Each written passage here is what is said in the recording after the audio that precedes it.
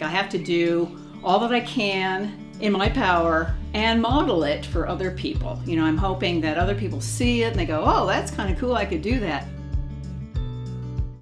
Hi, my name is Betzi Hitz. Welcome to my home. This is the site that I've been stewarding for over 5.5 years, and I'm really excited to share it with you. I moved here after living in Albuquerque, New Mexico for 25 years. Everything about that climate, the exact opposite of here. My house was huge. Every house I lived in was huge before I got here. So I moved into Eugene. Everything got smaller, which I know is good, and I really embrace that now. On the winter solstice is when my heat pump was installed. And right after that, I noticed that, of course, it's much quieter, very efficient. It's located on the wall in my kitchen, and the air gets shunted down the hallway and goes into the various rooms, and my electricity bill started to plummet. So I'm very, very happy with the heat pump, and I highly recommend that anybody who can put in a heat pump. In my environment, indoors and out, I do try to reduce, reuse, recycle all the way across the board. I try to not buy new things if I possibly can. I try to recycle lumber, and I try to use, rocks and stones that I might find to build beds or things like that. The wine bottles that I have dug in to make a little fence out there was just an idea that I got I had been on a trip somewhere and I saw this wall made of glass bottles. It was absolutely beautiful. I don't know if I'll ever do it, but I might. Making that border all these things out here in the garden is like a true labor of love. I try to make art artistic and very useful at the same time. I love the idea of useful art. This is the north, or the native garden, if you will. It has a growing fence of natives. I put in drought-tolerant plants as much as possible. There's the Oregon grapefruit and the red flowering currant. Behind me, there's a fig tree growing, and I keep it chopped quite low. Keep it pruned up nicely so that I can harvest it. But last year I actually got 2 harvests, first time ever.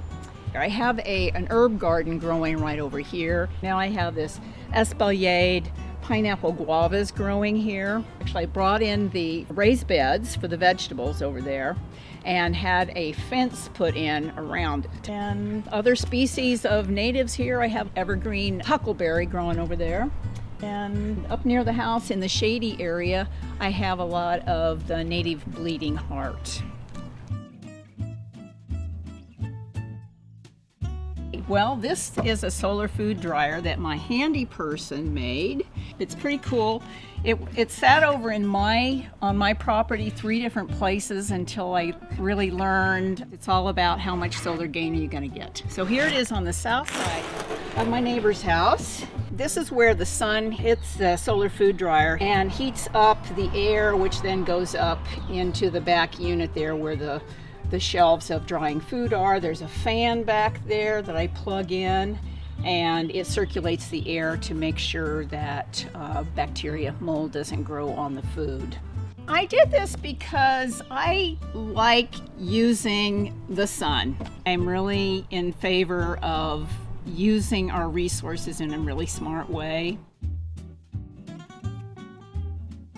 The summer after I moved in, I had been thinking about putting solar panels on, and I said, I'm just going for it. Even though my roof is east and west facing, I didn't have the perfect south face. I talked to Newt at Solar Assistant. He said, you can do it. Put it on that west side. You could put 14 to 18 panels. 14 would be enough.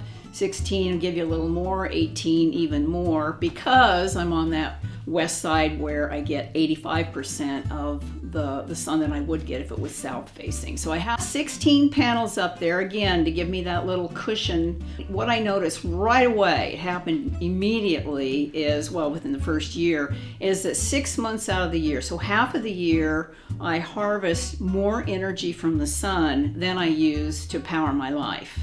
And part of the powering my life includes that I power my electric vehicle that sits out behind my house. I don't have a charger. I don't need a charger because I just plug into the 110, and that's all I need for the driving that I do. I try to walk more, try to take the bus. I had a carport built, and then I'm noticing all the water running off this carport, and I'm going, okay, it needs a gutter, and oh, if I'm going to put up a gutter, why don't I put a rain barrel right there? So all the water runs off the carport into the gutter, into the rain barrel, and then I have a hose attached to the top, which is the overflow, if you will, and I just run that out and move it around in my environment. There's two quotes that really kind of get into the heart of the matter and how I live my life. And one of them is a John Lewis quote where he said, "Do not get lost in a sea of despair." And the other one is a quote that I have on my refrigerator, and I really take it to heart, and that is, "The antidote to despair is action." So I thank you all for coming to watch this video, and I hope you got something out of it. Take care.